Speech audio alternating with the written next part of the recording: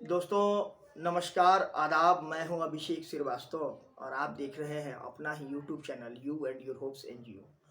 दोस्तों आज हम फिर से एक विशेष टॉपिक के ऊपर बातचीत करेंगे और टॉपिक है हमारा जन्म प्रमाण पत्र कैसे बनाएं। बर्थ सर्टिफिकेट को कैसे बनाए जाते हैं, इसके लिए क्या क्या डॉक्यूमेंट मैंडेटरी है और ये डॉक्यूमेंटेशन का काम कहाँ से होता है और क्या क्या प्रक्रिया है और कितना इसका चार्जेज लगता है, ये सारा चीज़ हम जानेंगे। और इसमें कितना समय लगता है और ये कहाँ कहाँ से इस डॉक्यूमेंट को पूरा कराएंगे। तो इसी के लिए हम आपसे बात करने के लिए बैठे हैं कि मेरे वीडियो के माध्यम से, चैनल के माध्यम से आप सब तक भी ये बातें पहुँचे और आप भी जानकार बने। और अगर अपने आसपास कोई आपसे कहता है तो उनकी मदद करें और उनको जगह बता दें। क्योंकि देखिए मेरे पास क्या है कि मेरे पास बहुत सारे लोग आते हैं और कहते हैं कि सर मुझे बताइए जन्म प्रमाण पत्र बनाना है, कैसे करना है, क्या करना है। तो जितना, क्योंकि मैं इस क्षेत्र से जुड़ा रहता हूँ, लोगों की सेवा में मुझे बहुत दिलचस्पी है, मैं लोगों की मदद हमेशा करता हूँ। और चाहे 24/7 कभी भी किसी को अगर मेरी ज़रूरत है तो मैं अपने एनजीओ के माध्यम से या अपने टीम के माध्यम से किसी की भी मदद करने के लिए हमेशा सक्षम रहता हूँ। तो आज हम जानेंगे कि बर्थ सर्टिफिकेट कैसे बनेगा, जिसको हम हिंदी में जन्म प्रमाण पत्र कहते हैं। सबसे पहला कि आपको एक एफिडेविट बनवाना पड़ेगा एसडीएम कोर्ट से। एसडीएम कोर्ट मोतिहारी से आपको एक एफिडेविट बनवाना होगा और एफिडेविट में आप लिखेंगे कि जो भी बच्चे का डेट ऑफ बर्थ है, जो भी जन्म का उसका दिन है, दिनांक है, मतलब तारीख है, महीना है और साल है, वो ये जो भी आपका होगा वो आप लिखेंगे। और लिखने के बाद आपको वहाँ एक वकील करना होगा, एक शपथ पत्र खरीदना होगा। शपथ पत्र आपको खरीदना होगा, वहाँ से फिर आपको एक टिकट लेनी होगी, मतलब स्टाम्प लेना होगा। 125 रुपये का स्टाम्प लगेगा, 25 रुपया उसका चार्जेज होगा, वो लेंगे आप।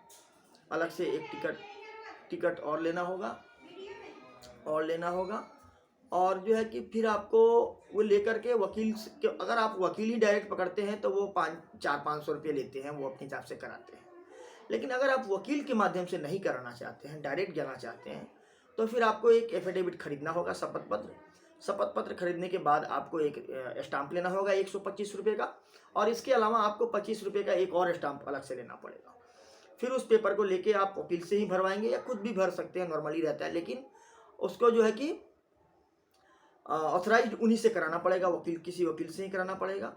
और करने के बाद आप उसको एसडीएम के पास जमा कराएंगे, वो आपसे क्या सारा ब्यौरा लेके, और इसके साथ साथ जिसका बनवाएंगे उसका उस जो आवेदक होगा, आवेदक तो पेरेंट्स ही होंगे, जाहिर सी बात है। अगर आप बच्चे का बनवा रहे हैं तो माँ बाप ही होंगे, तो उनमें से कोई एक का आईडी लगेगा।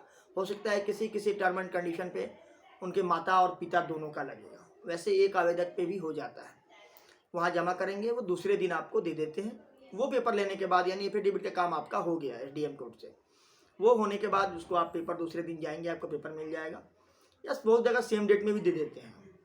वहाँ से लेने के बाद आप उसको आएंगे। अगर आप ग्रामीण हैं, यानी कि आप रूरल क्षेत्र में रहते हैं, तो सिर्फ आपको ब्लॉक जाना पड़ेगा, ब्लॉक से हो जाएगा। ब्लॉक में आप आरटीपीएस काउंटर पर जाएंगे, वहाँ पे आप आरटीपीएस करा देंगे, वहाँ से आपका हो जाएगा। एक फॉर्म आता है इसका, वो फॉर्म फिलअप करेंगे आप, 10 रुपये का फॉर्म आता है, उसको आप भरेंगे।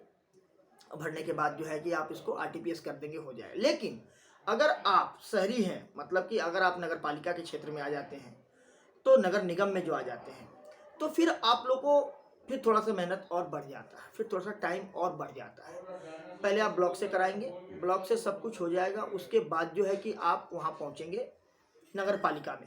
यहाँ से आरटीपीएस करेंगे आप ब्लॉक से करने के बाद ये पेपर चला जाएगा नगर पालिका। फिर आपको नगर पालिका जाना है, नगर पालिका जा करके फिर वहाँ से उसको जो है कि नगर पालिका से जो ये आरटीपीएस आपने किया था, ये पेपर नगर पालिका चला जाएगा। फिर नगर पालिका अधिकारी आके फिर जांच करेंगे। फिर जांच करने के बाद वो उस पर मुहर मार के आपको फाइनल ऑनलाइन पेपर दे देंगे, जन्म प्रमाण पत्र।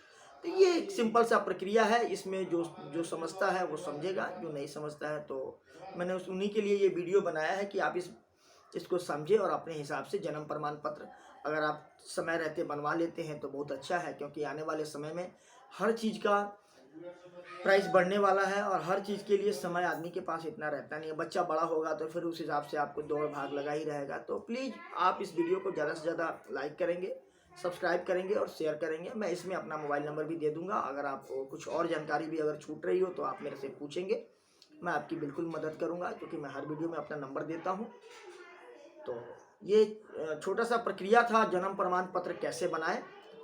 तो मुझे अंत में एक ही बात कहना है कि अगर आपको कहीं भी से भी अगर कोई प्रॉब्लम होता है जन्म प्रमाण पत्र संबंधी, तो आप मुझसे बात कर लेंगे।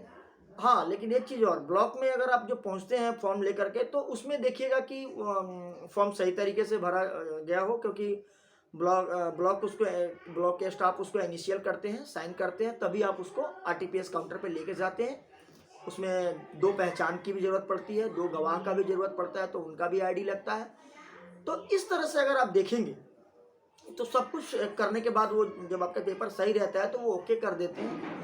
और जिनको नहीं पता है उनको तो दौड़की लग जाता है, उनको तो 2 बार 4 बार दौड़ना ही पड़ता है। तो अगर मुझे लगता है कि कहीं अगर आपको किसी तरह की इश्यू आ रही हो, दिक्कत आ रही हो, तो आप जानकारी मैं पूरा लिख भी दूंगा इसको, और आप अपना बच्चों का जन्म प्रमाण पत्र बनाएंगे। और जन्म प्रमाण पत्र बनने के बाद ही आपके बच्चों का आधार कार्ड बनता है। तो इसलिए ये सबके लिए मैंडेटरी है, आज नहीं तो कल सबको जरूरत पड़ेगी जन्म प्रमाण पत्र की। तो मैं तो यही चाहता हूँ कि अगर मेरे पास कोई ज्ञान है या मेरे पास कोई अगर अनुभव है तो ये आप तक भी पहुँचे। बहुत बहुत धन्यवाद। तब तक आप अपना ख्याल रखिएगा। मिलते हैं फिर किसी नेक्स्ट टॉपिक पे।